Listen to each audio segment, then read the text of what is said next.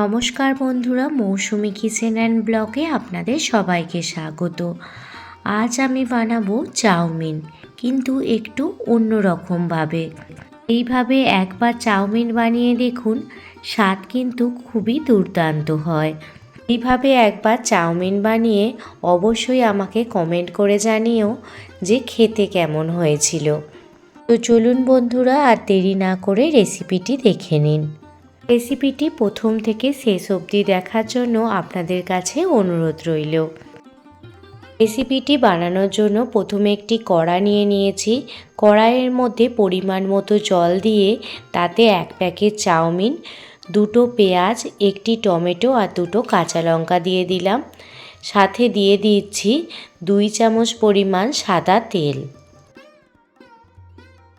দেখুন জলটা ফুটতে শুরু হয়ে গেছে। চাউমিন, পেঁয়াজ, টমেটো, কাঁচা লঙ্কা খুব ভালোভাবে সিদ্ধ করে নেব। অনেকভাবেই তো চাউমিন বানিয়ে খেয়েছেন, একবার হলেও এই পদ্ধতিতে চাউমিন বানিয়ে খেয়ে দেখুন, খেতে কিন্তু ভীষণই ভালো হয়। চাউমিনের এক পিঠটা হয়ে গেলে অপর পিঠটাও উল্টে দিচ্ছি, যাতে চাউমিনটা খুব ভালোভাবে সিদ্ধ হয়ে যায়।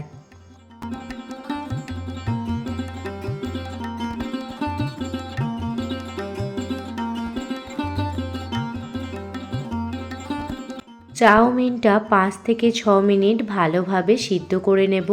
সাথে পেঁয়াজ, কাঁচা লঙ্কা, টমেটো এগুলোও ভালোভাবে সিদ্ধ করে নেব। 5 মিনিট পর ফিরে এসেছি। এবার গ্যাসের ফ্লেমটি বন্ধ করে দেব। চাউমিন, পেঁয়াজ, টমেটো, কাঁচা লঙ্কা সব কিছু ভালোভাবে সিদ্ধ হয়ে গেছে।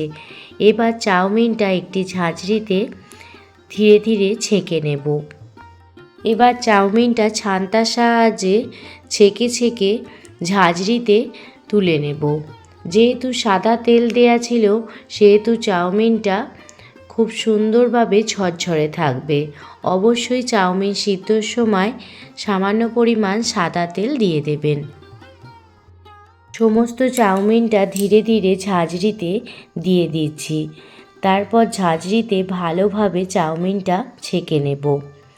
অন্যদিকে দেখুন, সিদ্ধ করে রাখা পেঁয়াজ, কাঁচা লঙ্কা, টমেটো এগুলো একটি পাত্রে উঠিয়ে নিয়েছি।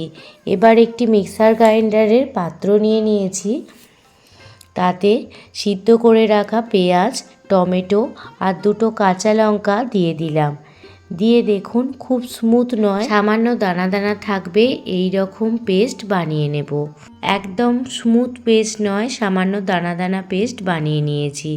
অন্যদিকে নিয়েছি এখানে কিছু গাজর কুচিয়ে নিয়েছি, 8খানা ক্যাপসিকাম লম্বা লম্বা করে কেটে নিয়েছি, বিনস কেটে নিয়েছি, 2টো মিডিয়াম সাইজের পেঁয়াজ কেটেছি আর 2টো কাঁচা লঙ্কা ছোট ছোট করে কেটে নিয়েছি। আর দেখুন, চাউমিনটা ঝাঁঝরিতে খুব সুন্দরভাবে ছেঁকে নিয়েছি। আর চাউমিনটা কতটা ঝরঝরে আছে সেটাও আপনাদের দেখিয়ে দিলাম। অন্যদিকে গ্যাসের ওভেন জ্বালিয়ে কড়াই বসিয়ে দিয়েছি। কড়াইতে দিয়ে দিলাম পরিমাণ মতো সাদা তেল। অবশ্যই চাউমিন রান্নাতে সাদা তেল ব্যবহার করবেন, তাহলে দেখবেন খেতে বেশি ভালো লাগছে।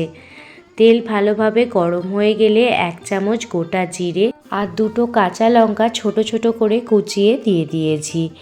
এবার দিয়ে দিলাম ঝিরিঝিরি করে কেটে রাখা গাজর। আমি এখানে আমার প্রয়োজন মতো দিয়ে দিয়েছি, আপনারাও আপনাদের প্রয়োজন মতো গাজর দিয়ে দেবেন। সাথে দিয়ে দিলাম বিনস। এখানে বিনসগুলো ছোট্ট ছোট্ট করে কেটে নিয়েছি। আর দিয়ে দিলাম ক্যাপসিকাম। ক্যাপসিকামগুলো এখানে লম্বা লম্বা করে কেটে নিয়েছি।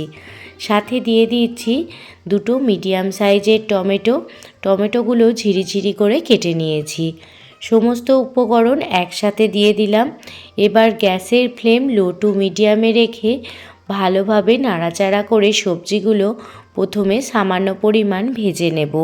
খুব বেশি ভাজার কোনো প্রয়োজন নেই, সামান্য সবজিগুলো ভেজে নেব। সবজিগুলো ভাজতে ভাজতে সবজির মধ্যে দিয়ে দিলাম স্বাদ মতো লবণ, যাতে সমস্ত সবজির ভিতর লবণটা খুব ভালোভাবে ঢুকে যায়।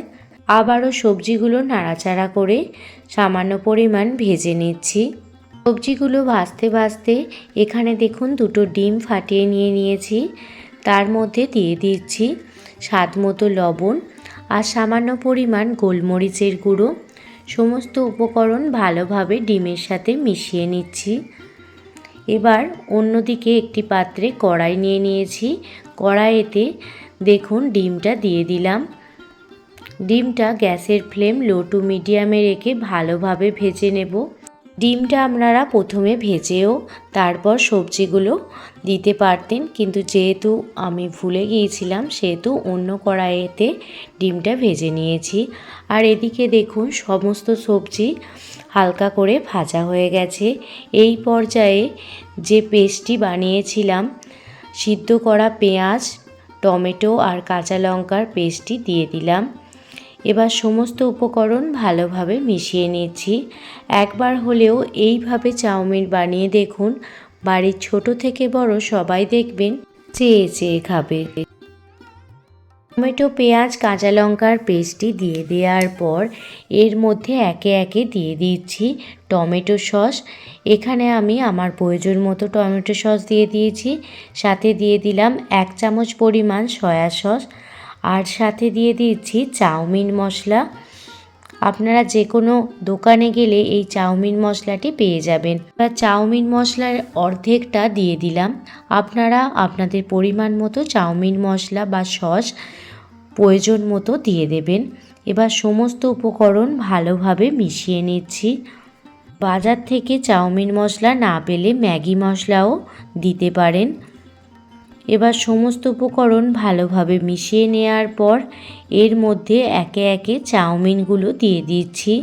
ধীরে ধীরে সমস্ত চাউমিনটা মিশিয়ে নেব। একবারে চাউমিনটা মেশালে অনেক সময় চাউমিনগুলো ভেঙে যাওয়ার সম্ভাবনা থাকে, তাই কিছুটা কিছুটা পরিমাণ চাউমিন নিয়ে দেখুন প্রথমে মিশিয়ে নিচ্ছি। সবজির সাথে চাউমিনটা ভালোভাবে মিশিয়ে নিতে হবে। আপনারা একবার এই পদ্ধতিতে চাউমিন বানিয়ে দেখুন। চাউমিনগুলো যেমন ঝরঝরে তৈরি হবে আর টেস্ট কিন্তু দারুণ হবে। একবার হলেও এইভাবে চাউমিন বানানোর জন্য আপনাদের কাছে রিকোয়েস্ট রইল। কিছুটা চাউমিন এখনও রয়ে গিয়েছিল, সেই চাউমিনটাও শেষে দিয়ে দিলাম। এবার সমস্ত চাউমিন ভালোভাবে মিশিয়ে নিচ্ছি।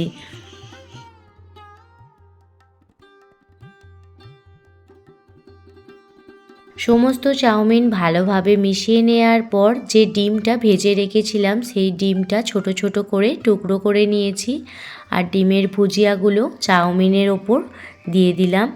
এবার ডিমের ভুজিয়াগুলো চাউমিনের সাথে ভালোভাবে মিশিয়ে নেব। এগ ভেজিটেবিল চাউমিন একদমই রেডি হয়ে গেছে খাওয়ার জন্য। একবার হলেও এইভাবে চাউমিন বানিয়ে দেখুন, বাড়ির ছোট থেকে বড় সবাই দেখবেন চেয়ে চেয়ে খাবে। সমস্ত চাউমিনটা ভালোভাবে মিশিয়ে নেওয়ার পর একটি প্লেটে সার্ভ করে দেব। দেখতেই পাচ্ছেন চাউমিনটা কিন্তু একদম ঝরঝরে আছে। আজকে আপনাদের এই চাউমিনের রেসিপিটি কেমন লাগলো আমাকে অবশ্যই কমেন্ট করে জানাবেন।